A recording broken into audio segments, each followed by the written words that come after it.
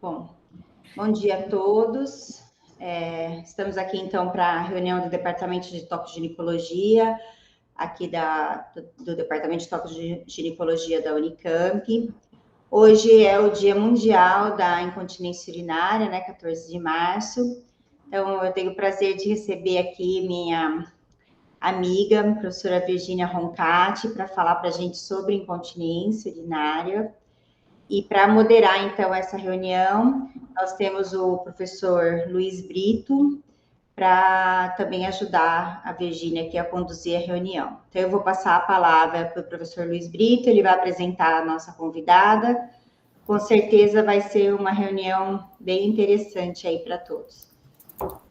Bom dia a todos e todas.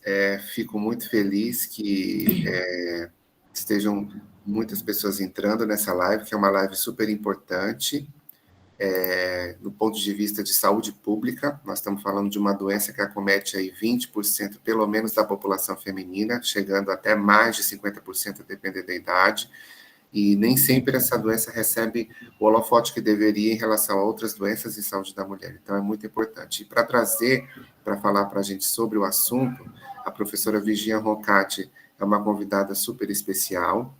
Atualmente, ela é vice-presidente da Sociedade Brasileira de Uroginecologia e Assoalho Pélvico, a Uroginap. Ela tem graduação pela PUC de São Paulo, ela é responsável pelo setor de reconstrução pélvica do Hospital Heliópolis, e por muitos anos ela foi uma das, não só da junta diretiva, mas uma das fundadoras da Sociedade Latino-Americana de Assoalho Pélvico, CALAP. A Virginia é uma pessoa especialíssima no assunto em disfunção de assoalho pélvico, uma ótima cirurgiã, uma amiga, e fico muito contente de ela poder ter aceito esse convite para falar com a gente sobre o assunto de hoje. Vi, fica à vontade, muito obrigado pelo aceite. Muito obrigada pelas palavras, Luiz. Bom dia a todos e todas. Obrigada, Cássia, pelo convite. É muito interessante essa sua abertura que você fez. Por que nós temos hoje um Dia da Continência? Porque é o que nós começamos a falar. Muitas pacientes sofrem e acham que é normal. Tem muita paciente, principalmente idosa, que fala, gente, é normal perder xixi, porque todas minhas amigas perdem. Então, tem essa conscientização. E a minha apresentação, eu vou fazer uma coisa um pouco diferente do que a gente fala sempre em incontinência urinária, que é para falar de técnica cirúrgica, o que é melhor, o que é pior. Eu vou focar um pouco mais na fisiopatologia, por que a paciente tem, e nos tratamentos, por que alguns funcionam, alguns não funcionam, e como nós fazemos para fazer o diagnóstico. Então, eu vou começar a minha apresentação. Ainda não. Vocês estão vendo a apresentação? Agora está entrando. Ainda não. Agora está entrando.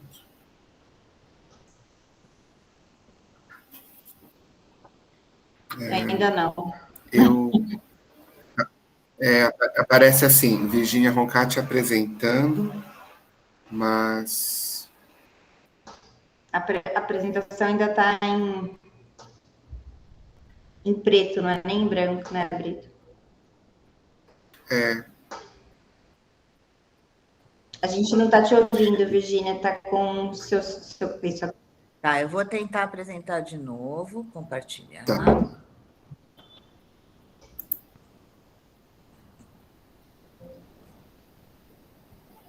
Estão vendo?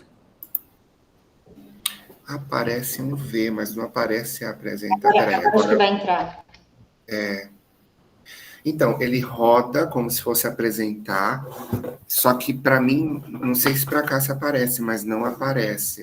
Então, a gente testou, eu testei antes com a Camila e ele apareceu. Eu vou voltar aqui, só um minutinho. Uhum. Eu vou parar a apresentação, vou começar tudo de novo, tá? Tá bom. Se qualquer coisa, Vi, se não for, se você quiser precisar, eu posso apresentar para você. Você me fala caso dê algum problema. Vou passando os slides, não sei. Enfim. Aí agora eu já estou. Acho que agora vai dar certo. Acho que agora sim. Agora sim. Agora eu já vejo sua tela. Já, isso. Tá vendo? Perfeito. Agora vocês estão vendo? Estamos Perfeito. vendo. Perfeito. Ai, que bom. Então tá bom. Qualquer coisa vocês me parem, porque eu estou com a tela inteira, eu não estou vendo vocês, tá bom? Tá bom. Então vamos lá. Aqui é a fachada do Hospital Heliópolis. O Hospital Heliópolis é um hospital que tem 55 anos. Ele é a Unidade Geral de Atendimento 1 em São Paulo, e onde nós temos a residência do SUS, o R3 é lá, e nós temos também um serviço de fellows em uroginecologia durante 2 anos. Então, a incontinência urinária de esforço, a definição mais recente é a queixa de perda involuntária de urina após esforço, por exemplo, atividades físicas, ao tossir ou espirrar. E esse, entre parênteses, que incomoda a paciente, era na definição anterior, que agora foi tirada. Mas eu achei importante a gente deixar, porque esse que incomoda a paciente, realmente a paciente que vai ter essa queixa, tem paciente que não tem, por aquilo que eu falei, porque ela não acha que é anormal perder urina. Como o Luiz Gustavo já falou, a incontinência urinária é mais prevalente que outras doenças crônicas, chegando até, em alguns trabalhos, a 35%, sendo que hipertensão, depressão e diabetes têm uma prevalência menor do que a incontinência urinária. E a incidência de prolapso e incontinência com necessidade de cirurgia dobra a cada década de vida. Esse slide do Olsen é antigo, mas é um clássico, por isso que eu sempre coloco ele nas minhas apresentações. Então, primeiro, vamos entender o que é o ciclo da micção normal.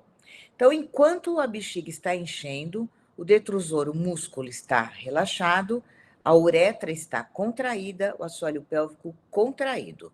Na fase de enchimento do primeiro desejo, o detrusor relaxa, a uretra aumenta a contração, o assoalho pélvico contrai. Durante o esvaziamento normal, a paciente, a mulher que deveria se sentar, relaxar a musculatura uretral, relaxar o assoalho pélvico, que é voluntário, contrair o detrusor, e isso volta a acontecer de novo. Então, como que esses músculos interagem? Nós temos camadas que têm contração horizontal, contração inferior e contração lateral. O assoalho pélvico, ele é uma estrutura altamente móvel. O colo do útero, por exemplo, na evacuação, ele tem uma mobilidade muito maior do que no esforço. E a interação dessa musculatura com os ligamentos é que vai fazer com que a mulher tenha continência ou incontinência, que ela armazene ou elimine fezes e urina adequadamente. Então, além disso, a uretra tem esse mecanismo, para quem conhece, isso é uma algema de dedo, que é uma estrutura que você coloca os 2 dedos, quando você traciona, ela fecha no meio, ela diminui o seu diâmetro. A uretra tem a disposição da sua musculatura tão complexa que durante o esforço existe um alongamento e uma diminuição da sua luz. Então, num mecanismo análogo a essa algema de dedo. Além disso, a uretra, ela tem uma característica, além dessa disposição da musculatura, que ela tem uma lâmina própria submucosa com um plexo vascular riquíssimo, com as camadas musculares longitudinais e circular, e uma mucosa também que ela tem estratificada, que ela tem um poder, toda essa estrutura de coaptação. Então, a uretra, além de tudo, ela tem esse poder de cooptação. Além disso, a uretra tem elementos de suporte, que são, aqui é um esquema do Dr. Peter Petrus, mostrando o ligamento puburetral, que é um ligamento que sai da pube, passa pela uretra e volta para a pube, o ligamento uretropélvico, que ele se insere lateralmente, sendo uma continuação da fáscia pubocervical, e a parede vaginal. Além disso, nós temos também o remo, que eu vou falar um pouquinho adiante. A uretra, a relação da uretra com o colo vesical, o rabdomiosfíncter, que é um esfíncter de musculatura estriada, que é relacionado com o assoalho pélvico, ele forma o esfíncter externo da uretra e a sua ação é coordenada com o detrusor e com o esfíncter anal interno, que tem os seus movimentos involuntários, porque a musculatura lisa. Essa estrutura toda é inervada pelo nervo pudendo e mediada com acetilcolina nos receptores nicotínicos. A gente vai ver a importância disso mais adiante. Aqui um esquema do Delancey mostrando o hammock, que é essa estrutura de espessamento do ligamento que está embaixo da uretra média, que parte daí o princípio da colocação do sling, mas vejam vocês que ele está entre a mucosa da vagina e a uretra. Então, essa estrutura está entre a mucosa e a uretra, e aqui nós podemos ver melhor a disposição do apoio da uretra em relação à síntese púbica.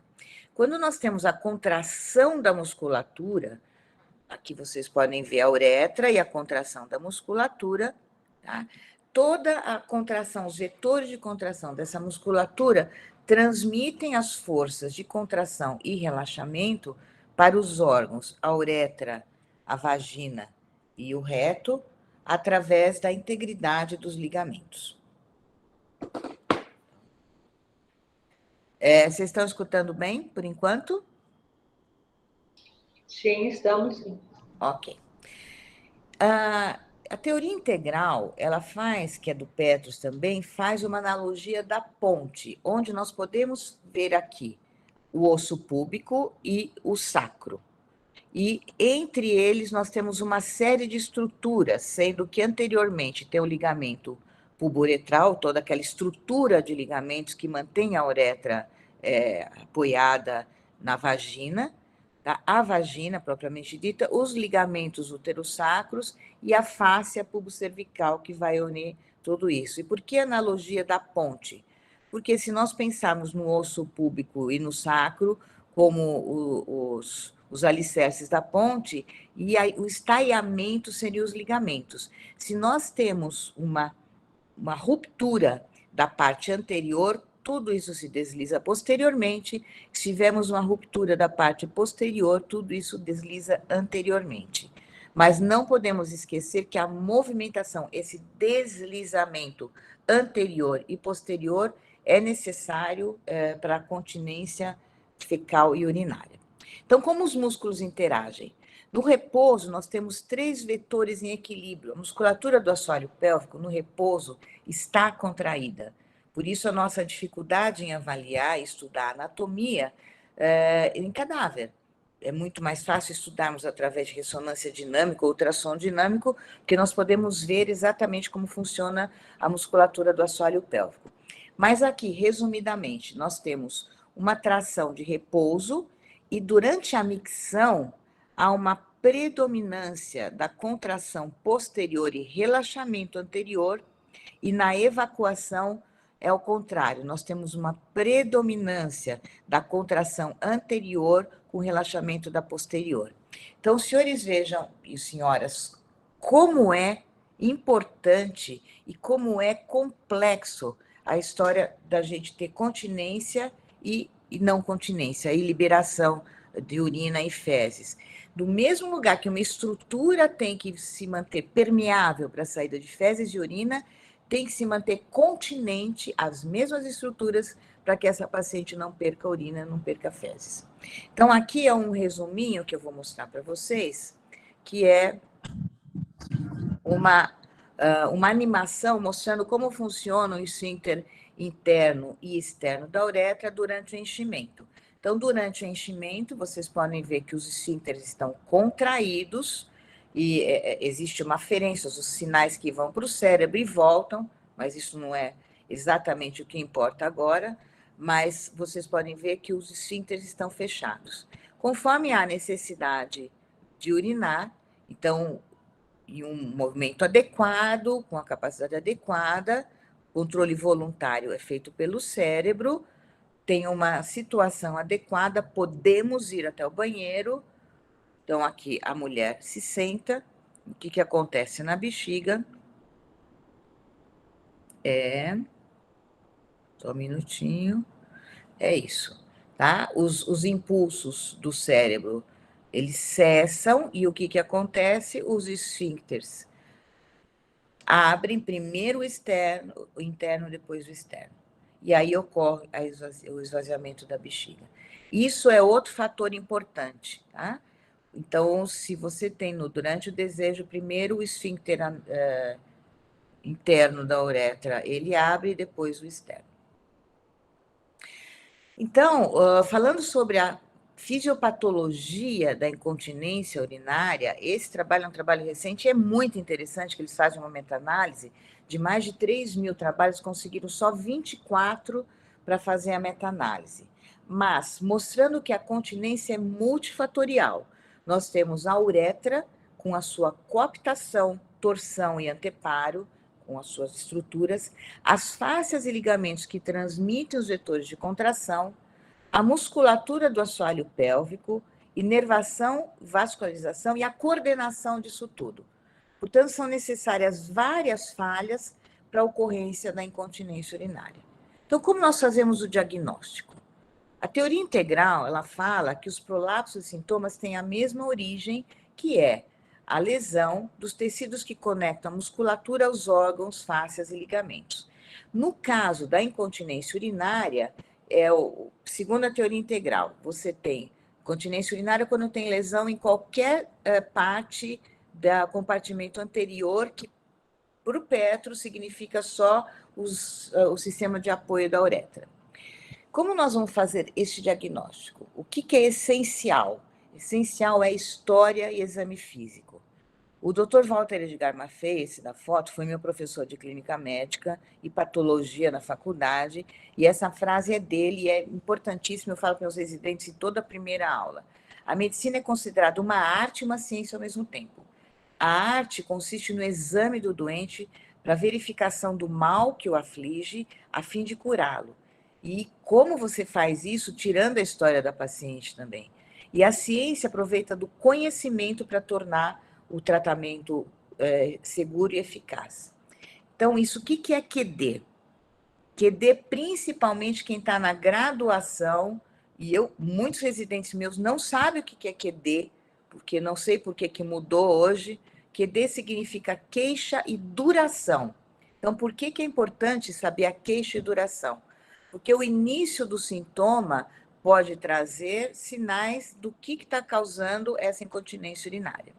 Então, se o início dos sintomas foi logo após o parto, logo após a menopausa, logo após alguma cirurgia, logo após o uso de medicamentos, ou que é desde a infância, ou seja, a queixa e duração é muito importante. Nós sabemos hoje que a idade é um fator de risco para a ocorrência da incontinência urinária de esforço. Aqui vocês podem ver, né, nesse gráfico, aquele que eu mostrei, que é o clássico do Olsen, e esse mais recente, que eles já aumentaram a idade aqui, porque as mulheres estão vivendo mais. Por causa disso, existe uma previsão de que em 2050 vai aumentar em 50% o número de cirurgias necessárias para a correção de incontinência urinária e prolapso na população feminina. Vamos falar sobre síndrome urogenital. Esse artigo fala sobre a desconstrução, e eu vou explicar exatamente por quê. Porque a síndrome urogenital foi criada pela Sociedade Internacional de Saúde Sexual Feminina e Sociedade Americana de Menopausa em 2014, transformando sinais em sintomas de uma síndrome e atrogeniza a menopausa com demanda e criação de uma panaceia. Vejam que foi, sabe, é uma coisa que a gente subestima outras patologias. Então, isso na minha opinião mesmo, eu acho que a gente não deveria usar só essa síndrome urogenital como padrão da menopausa. Mas esse outro termo mais adequado, que seria geripausa. A geripausa é a união do envelhecimento com a deficiência do estrogênio, porque nós podemos analisar todos os fatores que podem causar alteração do assoalho pélvico, não só a atrofia vaginal, mas o envelhecimento propriamente dito. Então, hoje as mulheres vivem mudanças sem precedentes, passando até 1/3 da vida na menopausa e procuram mais ajuda para a melhora da qualidade de vida com menos efeitos colaterais. Mas, na literatura, nós sabemos que existem receptores de estrogênio no assoalho pélvico.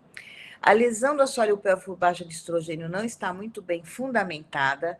A reposição aumenta a incontinência urinária. Por que eu estou falando sobre isso? Porque, por causa do WHI, Ainda hoje, quando nós fazemos estudos de revisão sistemática e meta-análise, a reposição aumenta em incontinência urinária, mas esse braço foi por causa do viés do WHI. A idade é um fator preditivo para a lesão do assoalho pélvico. Se considerarmos a idade e a menopausa, esse termo geripausa, nós vamos avaliar melhor esse assoalho pélvico dessa paciente. Então, são mudanças biológicas relacionadas com a idade, mais a deficiência do estrogênio. Então, o envelhecimento e a deficiência de estrogênio, principalmente o envelhecimento, ele muda as fibras alfa-colágenas tipo 1, que são rígidas, e tipo 3, elástica, na submucosa anal, uretral e vaginal, mudando as propriedades mecânicas desses esfíncteres, alterando a função de fechamento. Além disso, as fibras de isomiosina de contração lenta e rápida na musculatura estriada do esfíncter anal, uretral e levantador do ânus muda, isso é por causa da idade, não é por causa do estrogênio, diminuindo a força muscular estriada do assoalho pélvico. O envelhecimento, aí sim, a deficiência de estrogênio, diminui o plexo vascular da submucosa uretral, anal e vaginal, alterando a função esfincteriana intrínseca e também age, como eu mostrei para vocês no início, a ação da acetilcolina neuronal e no urotélio, às vezes causando a hiperatividade do detrusor. Então, vejam como é complexo essa alteração que pode acontecer na uretra por causa da falta de estrogênio. Durante o envelhecimento e a diminuição de estrogênio, a diminuição de estrogênio circulante induz a transição de fibroblastos em células não regenerativas no trato urogenital. Não é só o local, é o circulante também. Além disso, com a idade, ocorre perdas de unidades motoras, com atrofia de fibras musculares tipo 2, substituição das fibras por adipócitos e tecido conectivo no músculo, levando a uma deficiência de regeneração e a sarcopenia. Sarcopenia o sinal do envelhecimento na musculatura estriada, e o assoalho pélvico na maioria, na sua maior parte, musculatura estriada.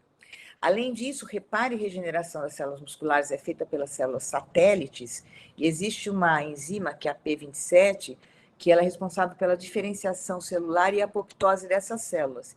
E as idosas têm uma expressão maior e menos células satélites do que mitocôndria. Então, veja que não é exatamente só a deficiência estrogênica. Bom, isso falando da idade. Fatores obstétricos. Por que a gente pergunta se a paciente teve incontinência urinária durante a gestação e depois do parto?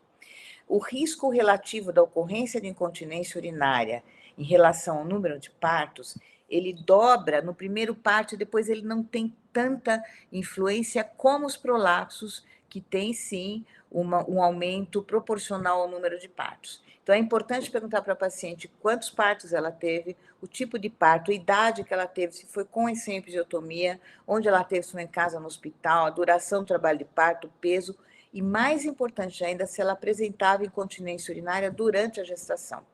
Porque os fatores de risco de incontinência urinária no pós-parto é a presença de incontinência urinária de esforço durante a gravidez. Esse é o fator mais importante, o fator de risco mais importante na presença de incontinência urinária de esforço, no pós-parto. Se ela foi submetida a algum procedimento e depois disso ela apresentou incontinência urinária. Se ela teve algum procedimento vaginal, laparoscópio, abdominal, oncológico, se ela teve ou não uso de tela, se ela fez esterectomia, correção de fístulas, ou se é uma recorrência de algumas cirurgias. Por quê? Porque nós temos distúrbios urinários e evacuatórios depois de esterectomia. Se nós avaliarmos todo o plexo esplênico que irriga a bexiga e o útero, eles são muito ligados. Então, você pode ter lesão dessas estruturas. Incontinência fecal, incontinência urinária depois de uma hemorroidectomia, ocorre também. Existe dispareunia pós-períneo, pus-períneo entre aspas, porque existem correções que são inadequadas, que causam dor depois. E também existe incontinência fecal, urinária e prolapso no pós-parto.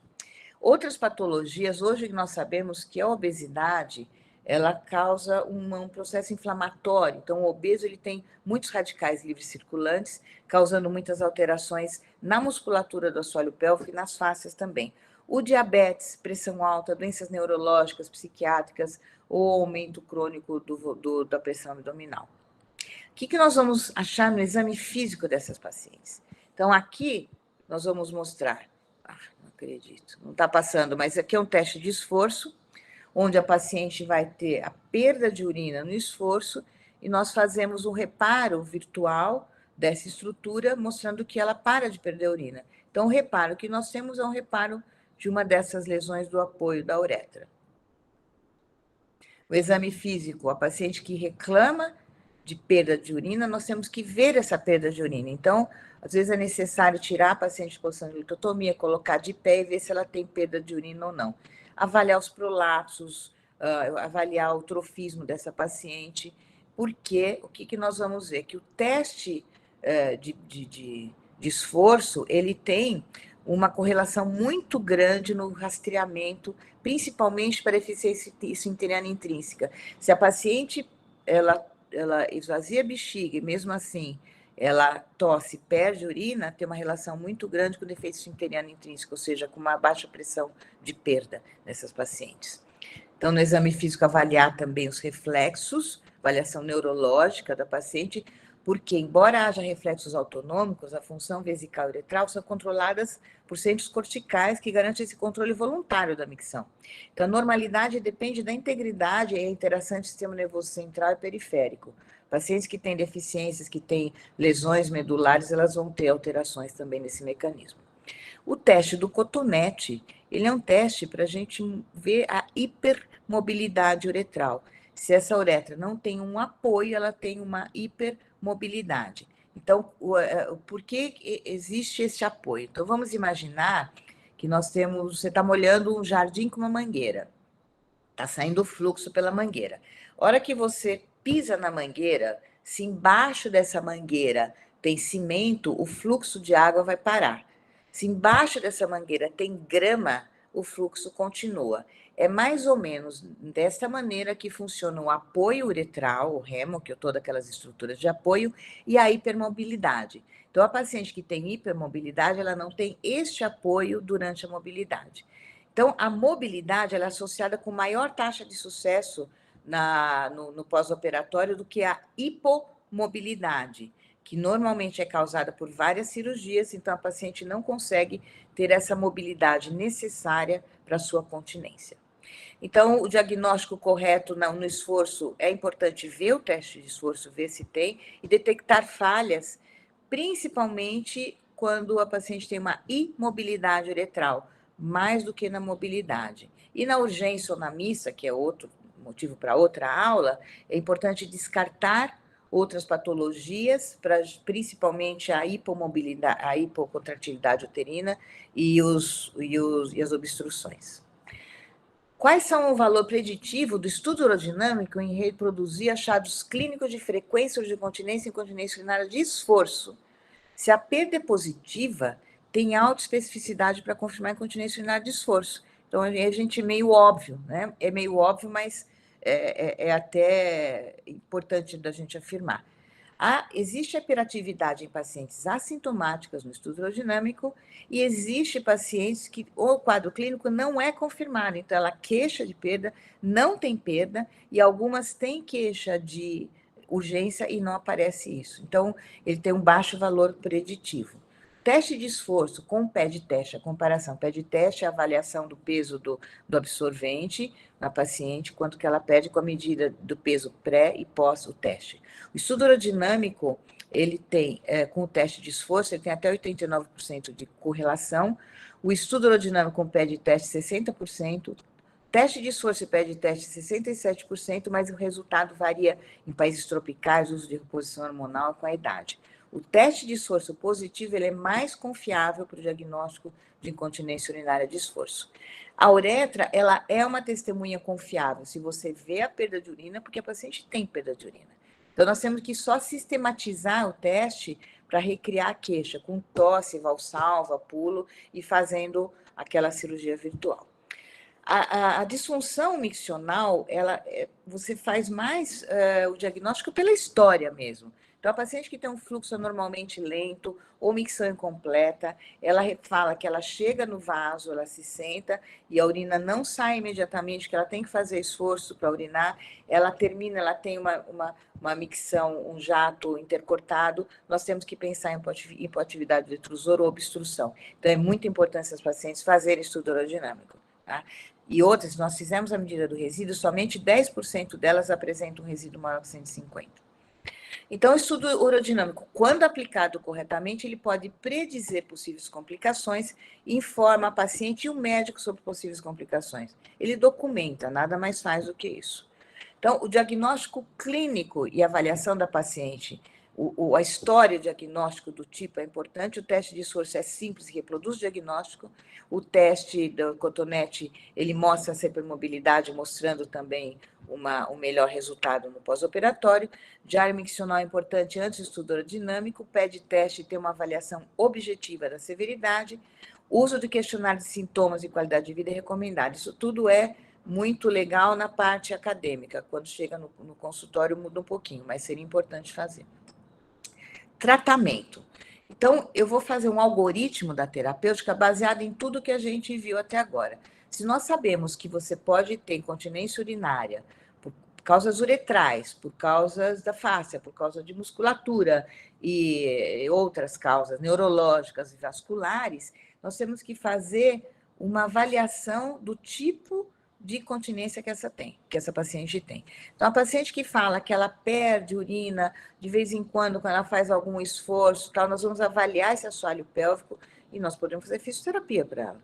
A paciente que ela tem perda com qualquer tipo de esforço na avaliação, você vai ver que ela tem uma uretra ruim, uma uretra fixa, provavelmente ela vai ter um menor resultado pós-operatório do que essa paciente que tem uma hipermobilidade. Mas o tratamento da paciente com incontinência, qualquer delas, qualquer sintoma melhora com o treinamento do assoalho pélvico.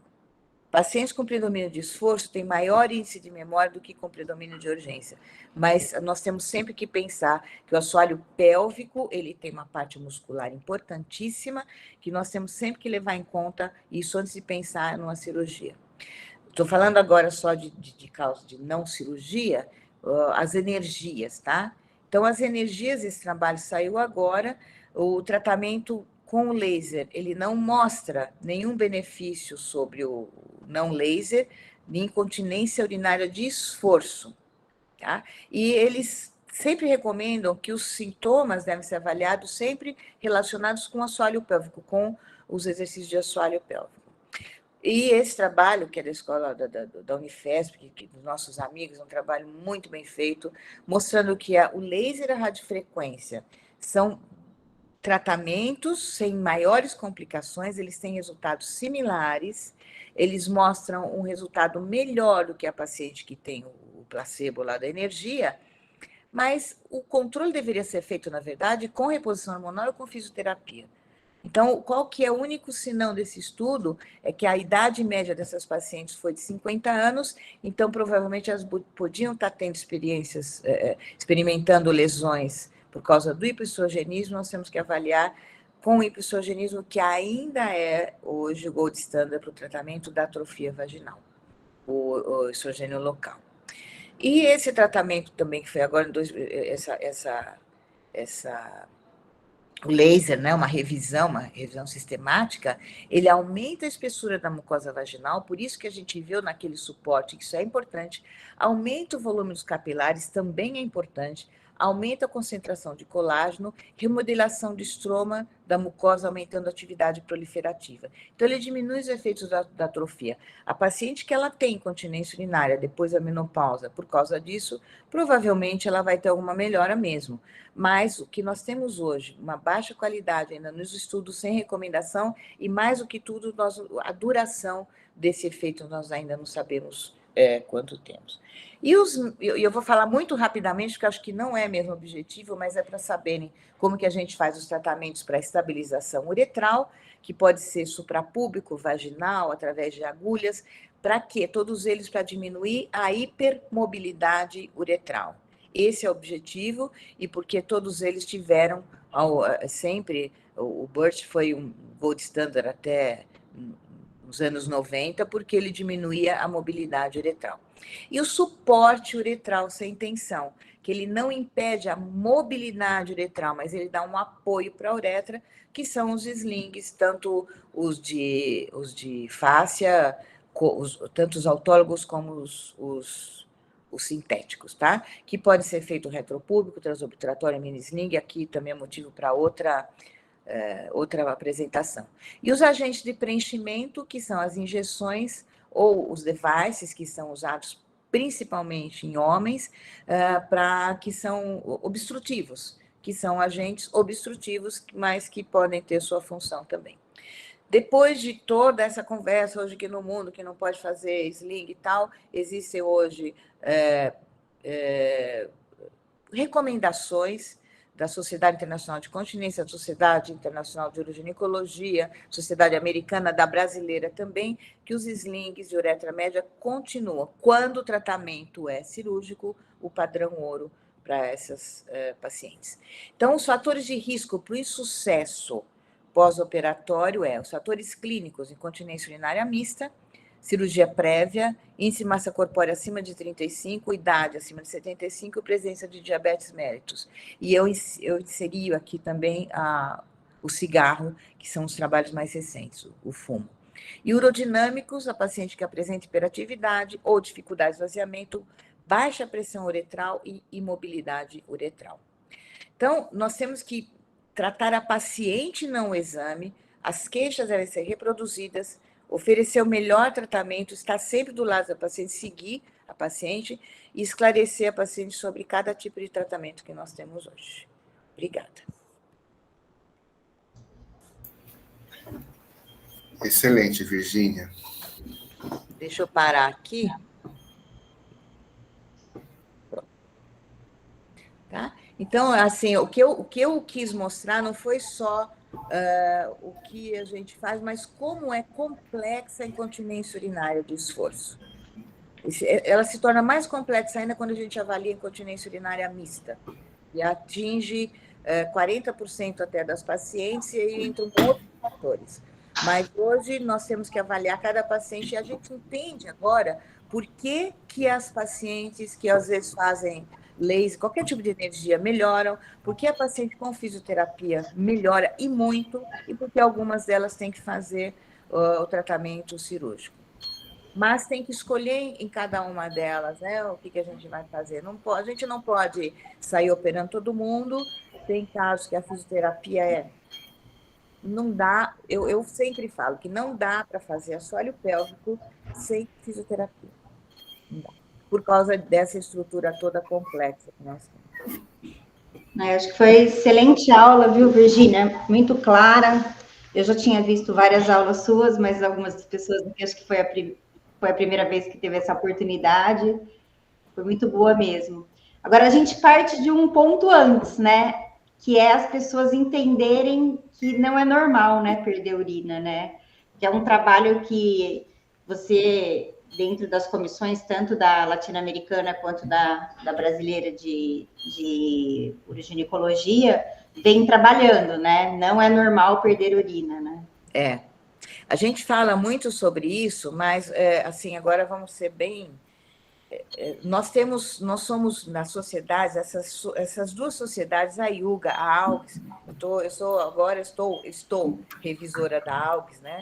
E é uma preocupação muito grande, principalmente porque existe um viés de interesse hoje com alguns tipos de profissionais falando que a paciente, se ela perde urina em qualquer situação, como que existe uma panaceia para resolver.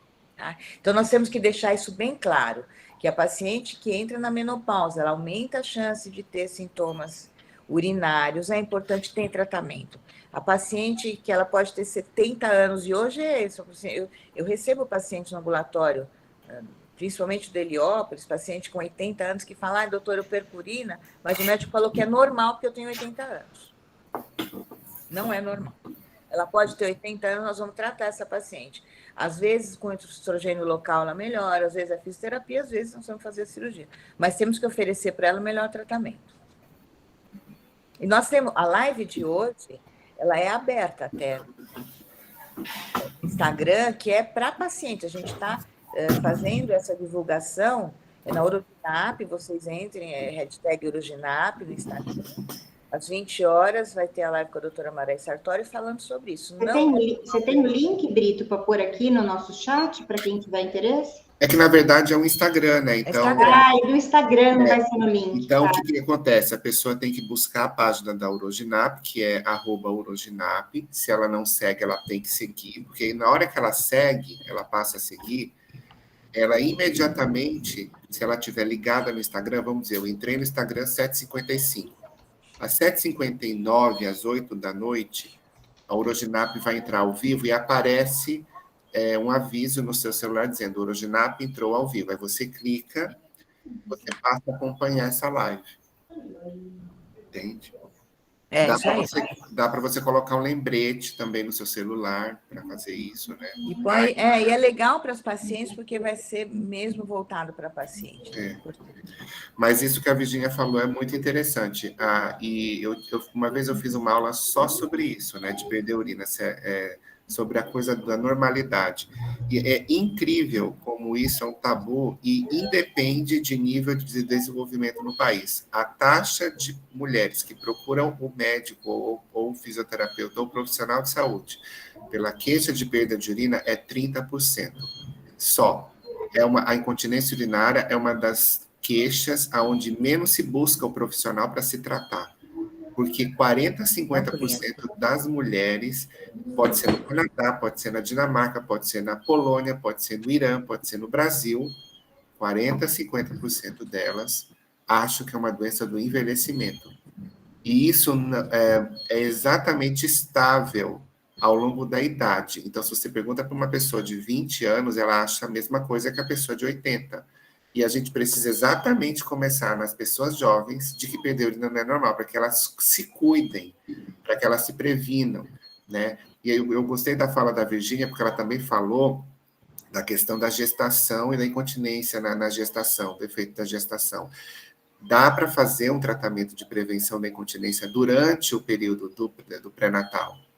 Daí a importância da associação do obstetra com o fisioterapeuta, que pode fazer treinamento muscular de assoalho pélvico durante a consulta pré-natal, para que ele possa... Nível 1 de evidência, Luiz. Nível 1 de evidência. Isso não só previne incontinência no pós-parto, como reduz a chance dessa incontinência ficar após 6 meses de pós-parto.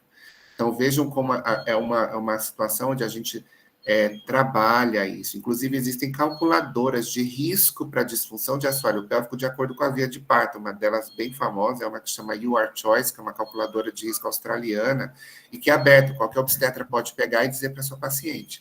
Porque existe risco para tudo. Se eu optar por uma cesariana, existe um risco de dor pélvica crônica. Se eu optar por um parto vaginal, tipo fórceps, por exemplo, existe o risco de incontinência urinária e fecal. Então, a gente vai...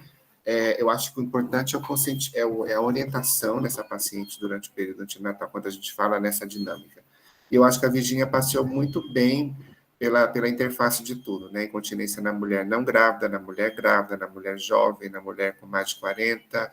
quer dizer, jovem, nem sei o que se dê definição de jovem, né? A velha discussão, mas a mulher abaixo, acima de 40, então eu acho que ficou bem, bem interessante. Uma pessoa... Desculpa, é só para lembrar que alguém levantou a mão, eu não lembro quem foi. O Rodolfo elogiou sua aula, o professor Rodolfo. Obrigada. Acho que foi, ele chama Henrique ou Henrico, não lembro agora aqui, eu não sei se... Henrique, né?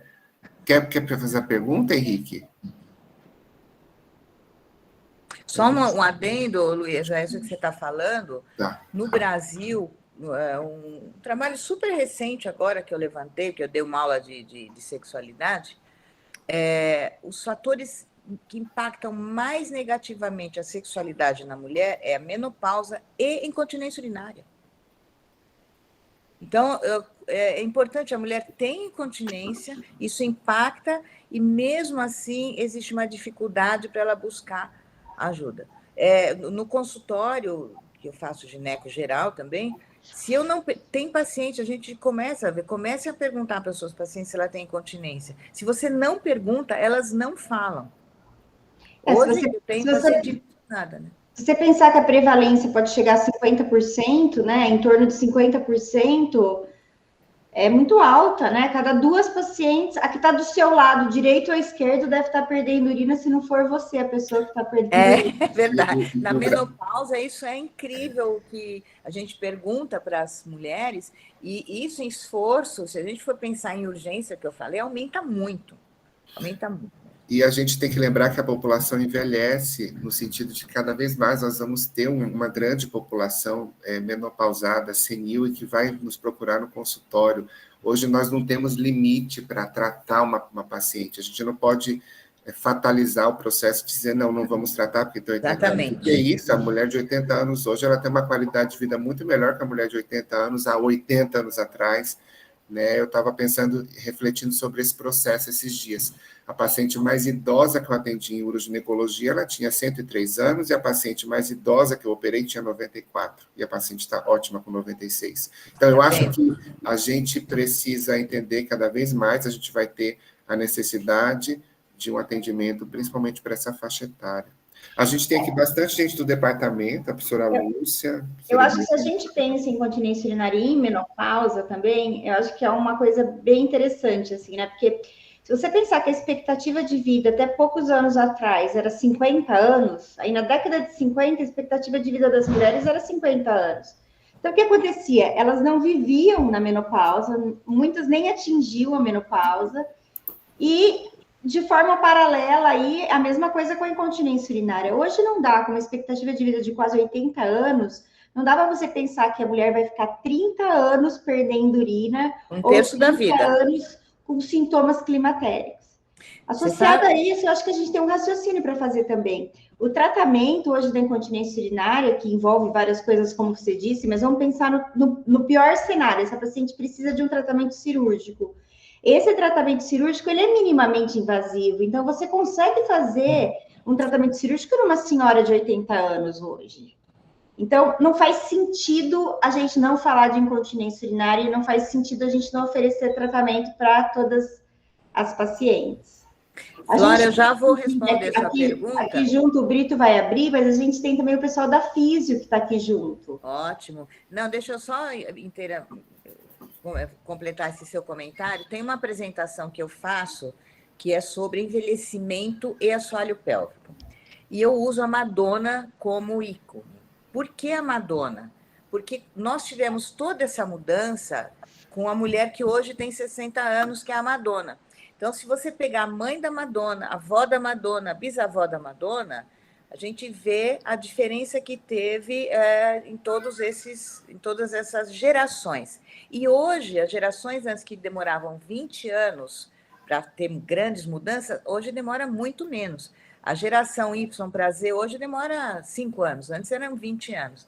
Então, é importante realmente nós avaliarmos, e a juventude, todo o pessoal mais novo, a gente está em OP, eu falo que eu estou em OP, né? A gente está saindo já, vocês não. Vocês estão começando, vocês têm que dar muita atenção, porque vocês vão, além de tudo, ter benefícios se especializando nessas pacientes mais idosas. Flora, pergunte. Tem a Flora e tem a professora Lúcia também depois.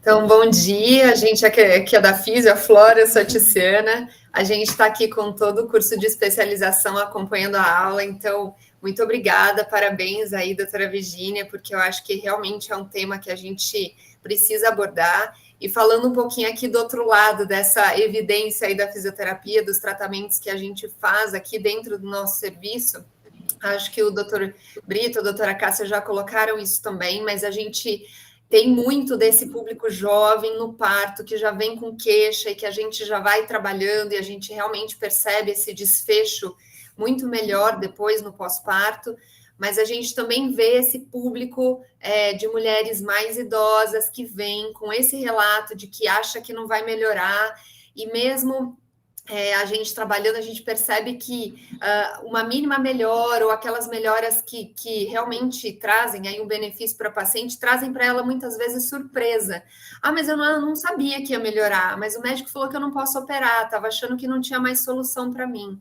Então, a gente percebe também que, mesmo no público mais idoso, e a gente está com uma faixa etária bastante idosa aqui no ambulatório ultimamente, acima dos 70, 80, que a gente tem essa melhora evidente a partir do momento em que não só o treinamento do assoalho pélvico, mas também outras práticas, mudanças comportamentais que ela traz da vida e que acabam acentuando um pouco desse contexto. Então, é mais um comentário para dizer que a gente também está aí nessa conversa aí uniforme com aquilo que vocês também indicam e com aquilo que a gente também na prática consegue perceber e fazer pela paciente. A gente vê que o serviço aqui funciona muito bem assim, né?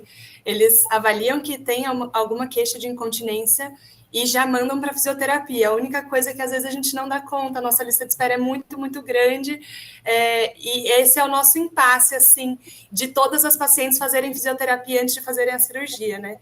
Mas a gente fica super feliz com a demonstração aí do nosso trabalho na sua aula. Ficamos bem agradecidos. Eu não trabalho sem fisioterapeuta, e não é só porque eu gosto de vocês, né? É porque funciona, é porque existe uma fisiopatologia mesmo que nós temos que respeitar. E eu estava conversando com o Dr. Cássio outro dia, e que ele é urologista, e uma coisa interessante que a gente comentou, até que ele deve ter falado com vocês, eu não sei, que existe a síndrome do hipofluxo masculino com a idade. E a gente não analisa isso com a mulher. Isso deve acontecer também, e provavelmente o tratamento de fisioterapia melhorando a circulação deve melhorar. É uma outra coisa que a gente precisa pensar. Então, as pacientes não melhoram só de incontinência urinária de esforço. Elas melhoram também de urgência, elas melhoram de outras alterações. Então, a gente tem que realmente estudar cada vez mais. É muito complexo estudar a musculatura do assoalho pélvico. Vocês sabem melhor que todo mundo a complexidade que é a avaliação da musculatura do assoalho pélvico. Parabéns, meninas. Professora Lúcia. Bom, primeiro agradecer a Virgínia, a aula foi excelente, as imagens, pena que não deu para copiar aqui, mas os vídeos... Te mando tudo depois. Muito ilustrativos, muito, muito boas mesmo. Então, eu queria, só complementando o que as meninas da Físio falaram, e você também falou muito bem, eu trabalho mais com menopausa, então, estrogênio, a gente sabe que é importante, melhora, mas tem a questão da adesão à terapia estrogênica mesmo, para atrofia já é baixa, para incontinência urinária, e seria assim, esse uso crônico, né? A adesão é muito baixa. Então, eu acho que a combinação dos dois tratamentos físio mais estrogênio, que é o ideal, a gente vê que na prática a gente tem muitos problemas com a fisioterapia no sentido de disponibilidade para as mulheres em geral, né?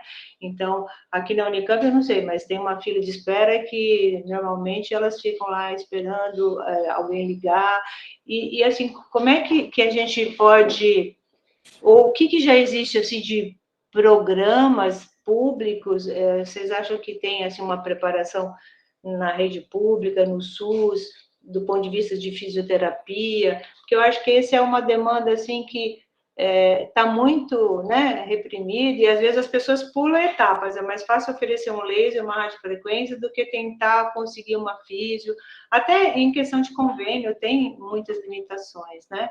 Então, não sei como é que vocês veem essa questão, e se é o que eu vejo, né?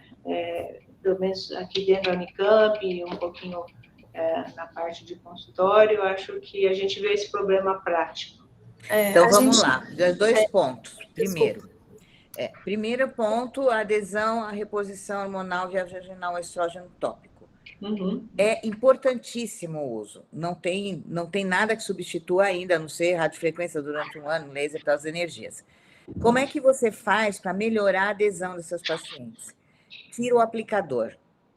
Tá? As pacientes, principalmente em saúde pública, aquelas que vêm, o único que tem em saúde pública, que é o estriol, 1 miligrama por grama, ele vem com aplicador, ele vem acho que 10 aplicadores, essa paciente vai usar muito mais do que isso. Então, nós conseguimos fazer isso na rede pública usando o dedo. Então, ela põe no dedo e passa, porque o resultado é o mesmo, tá? Primeira coisa. No consultório, eu uso muito óvulo ou comprimido, que a gente tem outras vias. Mas o problema é o aplicador. Lá no Heliópolis, para vocês terem ideia, o Heliópolis, eu estou sem fisioterapeuta agora. Por quê? Porque eu sempre fiz lá a pós-graduação, tanto da Santa Casa como da USP, com a Beth, com a Maritiene, com a Cláudia, que era uma menina da Unifesp, que elas levavam as fisioterapeutas para lá para usar os pacientes para fazer pós-graduação.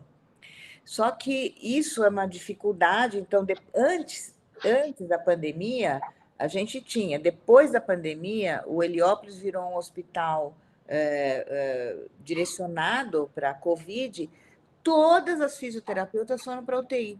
Então, cada vez que a gente abre hoje a vaga para fisioterapeuta, ainda vai para a UTI. Eu não consigo ter fisioterapeuta lá para assoalho pélvico. É muito difícil. E não é só isso, não. Fisioterapeuta que faz assoalho pélvico, vocês sabem, não é fácil também. Não é fácil. Eu recebi aqui no consultório ontem, para vocês terem ideia, uma paciente de 50 e poucos anos que estava com continência urinária, que ela passou no reumatologista e ele encaminhou ela para uma fisioterapeuta. Vocês não sabem o que essa fisioterapeuta fez. Mas nada de nada. Ela chegou aqui, eu examinei, tinha um AFA 0, ela está fazendo faz 6 meses de fisioterapia. Então, ela falou, eu já fiz fisioterapia e continuo perdendo urina. Então, são vários fatores, Lúcia, que a gente tem que levar em conta. Então, nós temos que fazer a coisa correta. Avaliar quem faz assoalho pélvico é fisioterapeuta que sabe fazer assoalho pélvico. Não vai pegar um cara que faz osteoarticular ou pulmonar e fazer assoalho pélvico, que não vai dar certo. Verdade. A Flora levanta. Acho que a Flora quer... Eu queria...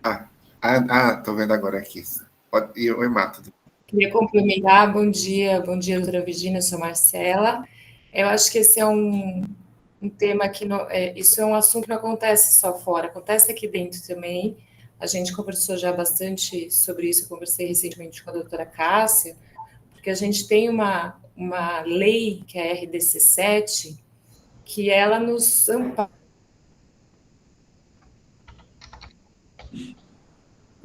em relação ao número de fisioterapeutas também? Por leitos de UTI, não só em relação... Tá aí para você. Deu uma cortada. Então tá bom, então não é meu. Está cortando a sua internet. Desliga a imagem e repete, porque melhora a sua conexão. Tá. Então, é um problema que a gente enfrenta aqui. Recentemente, eu até conversei sobre isso com a doutora Cássia, porque a gente tem na fisioterapia uma lei, que é a RDC 7, que nos ampara em relação ao número de fisioterapeutas por leitos de UTI. Não só em relação ao Covid, mas é um amparo que a gente tem. Infelizmente, a gente não tem essa lei nessa área, a gente tem recomendação do CREFIC. Nós estamos buscando isso junto à Abrafism, que é a Associação Brasileira de Fisioterapia em Saúde da Mulher. A gente está conseguindo isso mais insistentemente dentro da obstetrícia, que alguns estados já têm essa lei, mas ainda a gente não tem isso dentro das sub-áreas, das especialidades da saúde da mulher, e a gente está lutando para que isso aconteça. Então, a gente tem essa falha no sistema, que muitos dos hospitais, e mesmo a rede básica, não tem profissionais treinados e suficiente ou recursos humanos que possam fazer essa assistência. O que a gente faz aqui, embora a gente não tenha como acolher a todas, até por conta desse mesmo problema, a gente tem o nosso programa aqui que funciona na fisioterapia junto com a pós-graduação. A gente também tem algumas pesquisas aí em andamento, até com a doutora Cássia, que surgiu de uma ideia justamente dessa demanda de grupos educativos em que as pacientes não foram atendidas clinicamente, individualmente. Sua conexão está cortando, Flora.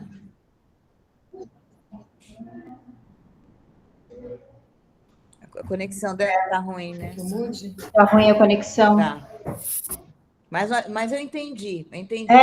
O que a gente conversou muito é que é isso, né, Virgínia? Existe uma lei que obriga o hospital a ter um número de fisioterapeutas por pacientes, principalmente pacientes em UTI e pacientes internados de uma forma geral. E a gente está falando de fisioterapia respiratória, né? Exatamente. E a hora que a gente fala em saúde da mulher, acaba que a gente não tem uma lei que faça com que o hospital tenha que ter fisioterapia especialista em saúde da mulher. Desta forma, o que acontece é que a gente fica com desfalque. Mas nós não somos nem especialidade. Assoalho pélvico não é nem especialidade ainda. Então, a Uroginap, que é a Sociedade Brasileira de Assoalho Pélvico, nós estamos tentando trazer isso para capacitar médicos. Então, é uma dificuldade mesmo. Né, Luiz? Você acha que a gente vai conseguir, Luiz, um dia? Virar especialidade? Assoalho pélvico. Eu acho complicadíssimo, principalmente por ser multidisciplinar. É que existe uma situação que as especialidades pensam de forma distinta com relação à questão de reserva de mercado. A gente vê esse exemplo em várias especialidades. E eu acho que talvez isso seja um grande problema. Talvez a única forma seja mudar o nome. Os americanos, para tornar essa especialidade uma especialidade, eles tiveram que mudar o nome para não entrar em conflito com outras especialidades. Então, essa é uma possibilidade. Mas a gente não tem dúvida da demanda. A especialidade evoluiu tanto no sentido de complexidade de tratamento, tanto médico quanto fisioterápico, que eu não sei nem como dizer que a gente não precisaria. E a gente precisa difundir exatamente essa ideia de que uroginecologia não é somente períneo, ou não somente Bush, como muita gente acha. A gente tem mais de 100 tipos de cirurgia em assoalho pélvico. Para incontinência, pelo menos umas 5 a 6 são realizadas. Em prolapso, mais de 10 a 15. As mais usadas, não é a única. Então, a especialidade formada ajudaria muito nessa divulgação. É por isso que eu nem entrei nesse detalhe, porque eu só falei sobre o tipo de cirurgia, que é suporte e tal, porque realmente é complexo, é motivo para uma outra apresentação, mas o que nós vemos hoje, por que é importante difundir o ensino, porque o ginecologista geral, principalmente o ginecologista geral que não se atualiza, ele age em assoalho pélvico achando que sabe e ele vai criar uma iatrogenia. Então, nós fizemos um levantamento para prolapso, as recorrências de prolapso lá no Heliópolis, 60% das pacientes em recorrência foi porque ela fez uma cirurgia inadequada na primeira cirurgia. Então, na maioria das vezes, o que é um prolapso uterino? Que ela faz uma esterectomia. Isso a gente tem demais lá com prolapso de cúpula. Então, quem fez essa cirurgia não sabia exatamente a fisiopatologia, não sabia fisiopatologia e vai criar esse tipo de iatrogenia no pós-operatório. Fora o ginecologista que acha que sabe fisioterapia, que também nós recebemos muito, a falar, o meu médico falou para eu fazer um exercício para segurar a urina quando eu estiver fazendo xixi. Isso que eles acham que é fisioterapia de assoalho pélvico. Então, nós estamos vivendo num mundo onde, no Brasil, na América Latina, 10% dos médicos formados depois de 10 anos se atualizam, todos eles fazem assoalho pélvico, ginecologia, todos eles fazem parto, todos eles fazem esterectomia. Então, nós temos uma situação na América Latina que é um pouco diferente do resto do mundo. Por isso que eu sempre falo que nós deveríamos ter uma sociedade separada do resto do mundo também. A avaliação do paciente, o tratamento do paciente no Brasil, na América Latina, é uma coisa absurda. O Luiz sabe que o Luiz viaja aí pelo meio também. Nós estamos dentro, vocês estão dentro da Unicamp, vocês estão dentro de um centro universitário, eu também. A gente sai desse nicho, ocorrem barbaridades.